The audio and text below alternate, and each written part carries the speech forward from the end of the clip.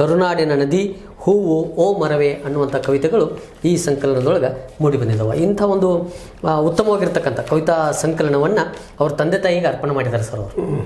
ಅವ್ರ ತಂದೆ ಶಂಕರಪ್ಪ ರುದ್ರಪ್ಪ ಮಡಿವಾಳ ಅನ್ನುವಂಥ ಮತ್ತು ತಾಯಿ ಅಕ್ಕ ಮಹಾದೇವಿ ಅವರಿಬ್ಬರ ಪಾದಕ್ಕೆ ಈ ಒಂದು ಕೃತಿಯನ್ನು ಮುಡಿಪಾಗಿರಿಸಿದ್ದಾರೆ. 50 ಪುಟದ ಕಾವ್ಯಗುಚ್ಛ ಇದು 2024ರಲ್ಲಿ ಪ್ರಕಟ ಆದದ್ದು.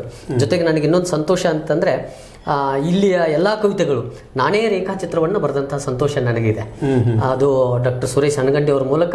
ಇವ್ರನ್ನ ನಾನು ಇವತ್ತಿಗೂ ನೋಡಿಲ್ಲ ಸರ್, ನನಗೆ ಇವ್ರಿಗೂ ಪರಿಚಯ ಇಲ್ಲ, ಮುಖಾಮುಖಿ ಭೇಟಿಯೂ ಇಲ್ಲ. ಸುರೇಶ್ ಹನಗಂಡಿಯವರ ಈ ಸಂಕಲನ ತಂದು ನನಗೆ ಕೊಟ್ಟಿದ್ರು, ಇದಕ್ಕೆ ರೇಖಾಚಿತ್ರ ಬರೆದು ಕೊಡಿ ಸರ್ ಅಂತ ಹೇಳಿ. ನನಗೆ 2 ಸಾರಿ ಓದುವಂಥ ಭಾಗ್ಯ ಬಂತು. ಚಿತ್ರ ಬರಬೇಕಾದ್ರೆ ಓದಬೇಕಾಯ್ತು. ನಿಮ್ಮನ್ನು ಅತ್ಯಂತ ಆಕರ್ಷಿಸಿದ ಕವನ ಯಾವುದು? ಬಹಳ ಆಕರ್ಷಣೆ ಮಾಡಿರ್ತಕ್ಕಂಥ ಒಂದು ಕವಿತೆ ಅಂತಂದರೆ ದೇಶದ ಕಣ್ಣುಗಳು ಅಂತ. ಆ ಒಂದು ಕವಿತೆ ಏನು ಹೇಳ್ತದೆ ಅಂತಂದ್ರೆ ಸರ್, ದೇಶ ಕಾಯುವ ಜವಾನ, ಅನ್ನ ಬೆಳೆಯುವ ಕಿಸಾನ, ಇವರೇ ದೇಶದ ಕಣ್ಗಳು, ಇವರಿಗೆ ನಮ್ಮ ನಮನಗಳು, ಮರೆಯದಿರು ಈ 2 ವರ್ಗವ ಮರೆಯದಿರು ಅಂತಂದ್ರೆ ಅನ್ನದಾತನನ್ನ ಮತ್ತು ಸೈನಿಕನನ್ನ ಇಬ್ಬರನ್ನೂ ದೇಶದ ಕಣ್ಣುಗಳು ಅಂತ ಈ ಒಂದು ಕವಿತಾ ಸಂಕಲನದಲ್ಲಿ ಅವರು ಕಂಡಿದ್ದಾರೆ ಸರ್.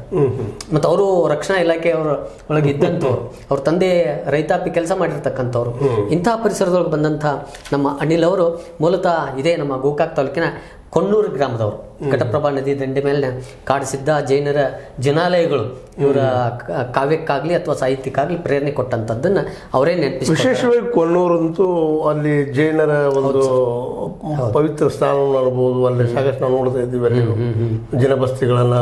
ಇನ್ನುಳಿದ ಕಾರಣ ಮತ್ತು ಅಲ್ಲಿ ಈ ಗೋಕಾಕ್ ತಾಲೂಕಿನಲ್ಲಿ ಒಂದು ಡಾಮಿನೆಂಟ್ ಆದಂತಹ ಜೈನಿಸಂ, ಜೈನರು ಅಲ್ಲಿ ಕೊಲ್ಲೂರಲ್ಲಿ ಬಹಳ ಅಪರೂಪದ ಸ್ಥಳ ಸರ್ ಅದು. ಹಿಂಗಾಗಿ ಅವರ ಕಾವ್ಯಕ್ಕೆ ಜೈನರ ಸಾಹಿತ್ಯವೂ ಕೂಡ ಕಾರಣ ಆಗಿರ್ಬೋದು. ಅದರ ಜೊತೆಗೆ ಈ ಕಾವ್ಯ ಸಂಕಲನಕ್ಕೆ ಸಿದ್ದರಾಮ ದ್ಯಾಗನಟ್ಟಿ ಅನ್ನುವಂಥ ಒಬ್ಬ ಗೆಳೆಯವರು, ಅವರು ಸಾಹಿತಿಗಳು ಕೂಡ, ಹಿರಿಯ ಕವಿಗಳು, ಮೂಡಲ್ಗಿ ಅವರು, ಅವರ ಪ್ರಾಥಮಿಕ ಶಾಲಾ ಶಿಕ್ಷಕರು ಕೂಡ. ಅವರು ತಮ್ಮ ಈ ಒಂದು ಬೆನ್ನುಡಿಯ ಮಾತುಗಳಲ್ಲಿ ಅನಿಲ್ ಅವರನ್ನು ಕುರಿತು ಹೇಳ್ತಾರೆ, ಕಾವ್ಯ